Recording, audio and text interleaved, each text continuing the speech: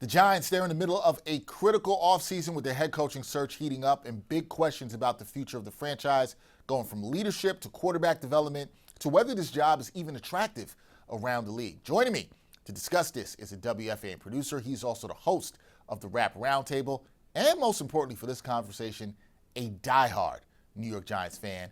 It's my guy, Ray Jarvis, joining me now. Ray, what's going on, man? What's going on, man? It's good to be back. Love connecting with you when we talk New York sports. But for some reason, every time we connect, our teams are not performing well. I'd like to meet under better circumstances in the future. You know what? It's not my fault that that's happening. Right. But and it makes me feel bad because it feels like I'm like, hey, Ray, come and talk about this team when they're not doing good. It makes me look, you know what? I got to make sure the next time I hit you with, there's some positivity around the team. But maybe you can bring some positivity to the people today. That might be possible. So we'll see what you could do. But Ray, I see your face there. You're not so optimistic about that, I will say. But Ray, when you step back and you look at where the Giants are right now as an organization, and you look at the head coach, or the head coaching search, I should say, what type of head coach do you think they need most at this moment for this organization? As an organization, the Giants are completely lost. They have a few batteries in their flashlight. The one battery is named Jaxson, the other one is named Dart. You have a positive beacon amongst being lost, but this organization has so many question marks. There's still doubts around the GM. There's still people that believe that the coach should have stayed and the GM should have gone. There still is belief, and I'm hearing people in the media say that the Giants are a Tiffany franchise, and I'm like, this organization is not that. In fact, I look at the New York Giants as a past tense organization. Times were good when Tom Coughlin was there. They were a good team when Eli was there from time to time. The Super Bowl era was good. It used to be good times around the Giants. But the fact of the matter is right now, it is complete dreck. It is a mess around the Giants. And if I'm looking at them as an organization, and we have a GM that I guess he's staying no matter the noise, there's only two in a possible options that you have to look at. Of course, it's Harbaugh. You have to look at John Harbaugh as your 1A option. Kevin Stefanski, 1B. But if I'm being selfish and I'm looking at how the modern world is changing, how modern offenses are changing and progressing from game to game, year to year, I'm looking at a Cliff Kingsbury as well as three particular coaching candidates who the Giants need to seriously hone in on if they want to rectify and get back to being a present tense organization. All of the used to be's and should and was, but you have to throw it out of the window. This team, quite frankly, the Giants, if we're being truthful, outside of the Super Bowls, it's been a poorly ran organization since 1990. There's been a lot of losing at the Meadowlands, and things need to change. You have the quarterback. You might have the running back. We have to see what Scatterbo looks like. We have to see what Malik Neighbors looks like. We have to see how the draft goes. But the fact of the matter is, the Giants need a leader of men. They have to get it right. And quite frankly, at the top of the organization, the ownership group needs to start to learn how to be uncomfortable. The Giants way does not work anymore. We need to have a little more forward thinking and move beyond the old way. It's a new world. It's 2026. Let's lean into that. Okay, that is fair, and I think it'll be fair to also ask, based on what you said about how this team has performed since 1990, despite having two Super Bowls during that time, three, I guess, if you can't count another one. Okay, what is the Giants' way? That could be a fair question to ask. And you mentioned John Harbaugh. He's been heavily linked to the Giants. Should he be the clear number one target on their list?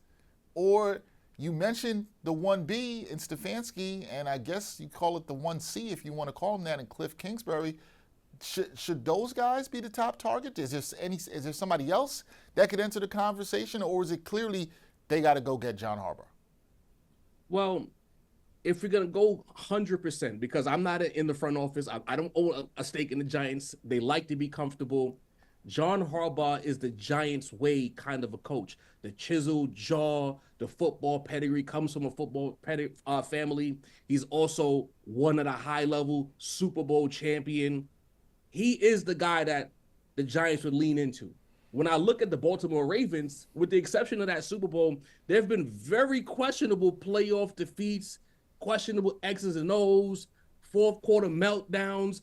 And as a fan of the Giants, I'm not trying to be too hot takey, but I'm not sure if I want John Harbaugh in 2026, considering the flame out we just witnessed a week ago. It's been a lot of flaming out with a two-time, some might say should have been a three-time MVP quarterback in Lamar Jackson, no Super Bowl appearances, playoff disappointments with home field advantage against the Chiefs. When the Chiefs offense was struggling, somehow they gave that game away and allowed the Chiefs to win the AFC. I'm not sure if I'm sold on John Harbaugh, but I look at it, Kevin Stefanski, recency bias would say he didn't handle the Shedeur Sanders situation the best. There was a bit of a political battle between the GM and Stefanski over the quarterback position, and I think that the players were collateral damage in that. But if you look at Stefanski's history and the fact that he's a little bit younger and he has a history of shuffling through quarterbacks and making it make sense, I might be okay with him leading a Jaxson Dart. But quite frankly, for me, I'm looking at Cliff Kingsbury. I'm looking at Kyler Murray. I'm looking at Jaden Daniels. I'm going back to Jaxson Dart, and I'm like, if this is a quarterback league, everything is skewed so heavily as far as percentages go on how good the quarterback is to where the wins and losses land. I want a coach that's going to coach up my quarterback, have an offense that's forward thinking, have an approach that's forward thinking and makes sense, because the Giants have defensive players. If you're telling me now you're bringing a loud defensive coordinator, or you're bringing an AP to be like your lead assistant and your defensive coordinator, AP being Antonio Pierce, that might make a lot of sense. I just think that the Giants need to look forward. If you look at all of the good teams in the NFL, they're not leaning into their past. They're looking beyond to get to that Lombardi. So when you talk about that in the future, right there, Ray, and you just kind of mentioned this quarterback development, clearly a huge part of this. If you're running the Giants and you believe that Jaxson Dart is going to be that quarterback of the future and you feel like they have their quarterback, it would make sense of what you're saying then, that the Giants should push more towards hiring an offensive-minded head coach. This is the direction you definitely feel they should go in. That's one part of my question. I'm going to add another thing, because you just mentioned Antonio Pierce, and the Giants have been linked to bringing him in for an interview. What do you make of that? Is Pierce a serious candidate? Is this just another Rooney Rule satisfaction here? What do you make of that? I look at AP and I think that's a Rooney Rule satisfaction. To quote you, I don't think AP is a serious consideration as Giants head coach, because we got to be truthful here. As head coach of the Raiders, he didn't do the best job, and they got him out of there immediately. Right. And quite frankly, I'll allow some grace and say that because the Raiders have been a dumpster fire, they brought in Pete Carroll and just got him out of there as well. Maybe it wasn't AP, but in the New York market, with so much riding on it, the fact that, again, people in the media call the Giants a Tiffany franchise, but the noise around the organization is they cannot get right. None of the decisions they make sense. I don't think I want to put AP in that position to be the face of that. We need a person who can withstand the fire and then lead us into greener pastures. So I wouldn't put him in that position to fail, because I think that with the New York media, and we're kind of seeing it with Aaron Glenn, how from week one, the media jumped all over Aaron Glenn. They never gave him a chance. I feel like AP will run into a lot of similar situations where he will never truly get a chance to fail. Quite frankly, Brian Daboll didn't get a chance to fail because he had a lot of success that first year. But if you look at that roster top to bottom, the Giants were never good. They weren't a good team. But the fans and the media alike kept killing his coach, saying, oh, he's not getting it done. He's not getting it done. He's not getting it done. You need a coach who can withstand the fire, who has some of that Tom Coughlin energy that when things are bad, we still trust the guy that's managing the ship to lead us into the future. And I think, again, going back to the Giants way, John Harbaugh fits that bill. Now, if you ask me, right, go offense. You know, I say lean into offense, get you the quarterback whisperer who also has head coaching experience. He's not like he's coming off the street or he was a career coordinator. Kingsbury has already been a head coach, so give him a chance. Right, and I get that, especially in today's NFL. You gotta lean sometimes a little bit more into offense. I think that's fair. I'm not saying defense doesn't matter. I don't think we're saying that. I'm with you, but if you really want to get the most out of Jaxson Dart, I do think moving towards hiring an offensive head coach could bode well for the Giants. Now, moving on here, when you compare the Giants, to other teams, around the league, and you're looking at this Giants franchise there, you're looking at other openings around the league. How do they stack up in terms of attractiveness to top coaching candidates? Because I think that's a real question we have to talk about here, Ray. It's like, okay, it's the Giants. You talked about the Giants way. They're an iconic franchise, been around forever. But is this really an attractive job that people want to go and coach the Giants with Jaxson Dart? And even though they haven't had a lot of success recently, is this an attractive job? I guess you have to look at it from a perspective of complete objectivity. yes, the Giants are an attractive job because, again, if the quarterback position is the most, in my opinion, heaviest weighted position in sports is the quarterback, they have that player in tow. If you parse through the Giants season, I know that the quote is you always your record indicates 4-13 is a bad football team, but if you comb through each of these games, the Giants could have easily been 8-9. They gave away a lot of games this season.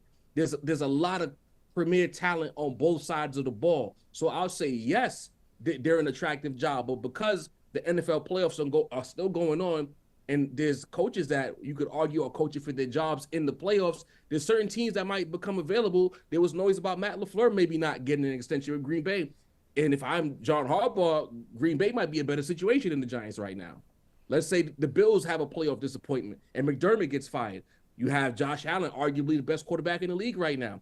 Does John Harbaugh say no to going to Buffalo with a team that's almost ready-made to win a Super Bowl? I think as of today, the Giants might be the most attractive job in the league, but things can change from week to week with the playoffs continuing right now. No, things can change really quickly. Last thing for me here, Ray, if the Giants get this hire right, and that is a big if, it's not easy to get the coaching hire right, what should fans realistically expect in years 1 and 2 under the new coach, and how should success be measured beyond just the win and loss record?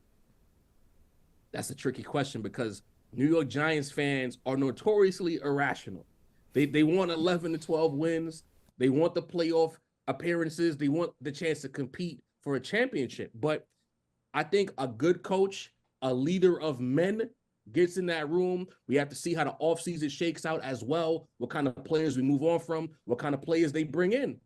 I think realistically, the Giants, if they stick the landing with this offseason, I think they have the makings of a 9-win team, maybe on the outskirts of the playoffs, depending on how the seeding breaks down. I don't think they're a playoff team coming out of this offseason, but I think with the right coach and the personnel that they have in place, I think the Giants are on the pathway to being truly loud in the NFC East. As you look at the Eagles, they're kind of taking a step back. There's a lot of noise in the locker room. I think the Giants can be that next team to level up. I think that the Washington Commanders were a fluke last season. I think that what we saw this particular season, they'll land somewhere in between the NFC Championship game and a perennial disappointment in years to come. I think Jaxson Dart is that deal.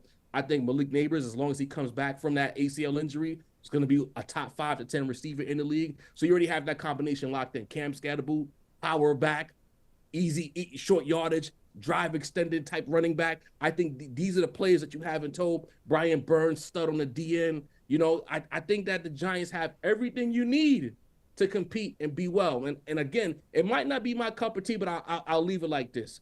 I think everyone kind of knows, depending on how things shake out in the playoffs, it'll be John Harbaugh. In a perfect world of John Harbaugh as the coach of the Giants, I need 2 things. I need Antonio Pierce as the defensive coordinator. And if Mike McDaniel doesn't get a new head coaching job somewhere else in the league, there's a lot of noise about him in Cleveland. Bring in Mike McDaniel.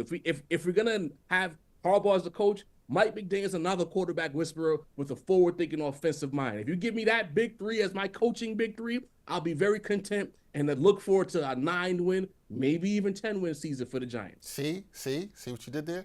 You're out here giving the Giants fans hope with a nice little, coaching hire. They get Harbaugh, they get Mike McDaniel, they get Antonio Pierce. Talking about 9-10 wins. It's a lot of hope there. It's a lot of hope there, Ray. That's all I'm saying. We gotta sell a little hope, man. Hey, I'm not saying there's anything wrong with that. There's nothing wrong with selling a little hope. Nothing wrong with that at all. We'll see what the Giants do with their head coaching search. Should be interesting. Some very interesting names brought to us by the one and only Ray Jarvis. Check him out on WFAN. Also hosting the Rap Roundtable. Ray, appreciate the hope. Appreciate the perspective. We'll talk soon, my guy. Thank you. I appreciate you having me as always. And the next time I'm here, we will be talking very positively about New York sports. Yes, not with some negativity around it. But see, you did what you were supposed to do, and you brought the people some hope. I like that. Thank you, man. All right.